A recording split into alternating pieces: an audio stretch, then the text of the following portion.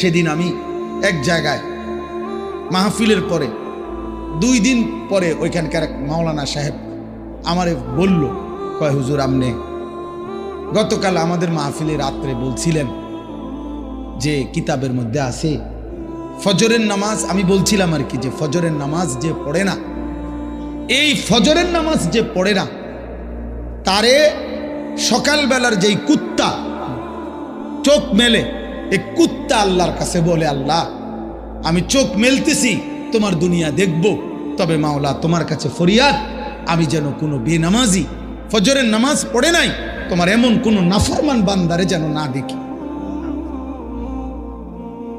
এজন্য ফজরের নামাজ যে পড়ে না তারে সকালবেলা তারে কুত্তা পর্যন্ত দেখতে চায় না, তারে কুত্তাই ঘৃণা করে, কুত্তাই ঘৃণা করে, কুত্তা কুত্তা তারে দেখতে চায় না।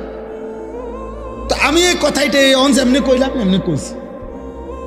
আমি আমার ওয়াজ শেষ করে চলে আসছি, তো এইখানে এক শ্রোতা ছেলে ছিল, ছেলে বা একটু মাঝ বয়সী 30-40 বছর হবে। ওই মাওলানা বললেন, পরের দিন দুপুরবেলা ওই লোক আইসা ওনার কাছে বলছে, হুজুর আমি তো ওয়াজের পরে আর সারাটা রাত ঘুমাইতে পারছি না। ও হুজুর এটা কি কইলো, আমার কুত্তাও দেখতে পারে না, যা নিয়ত করছি হুজুর আর ঘুমাইতাম না আজকের রাত, ফজরের নামাজ পড়েই ঘুমাবো। কয়ের পরে ফজর পড়েই ঘুমাইছি। তো মালিকের ইচ্ছা।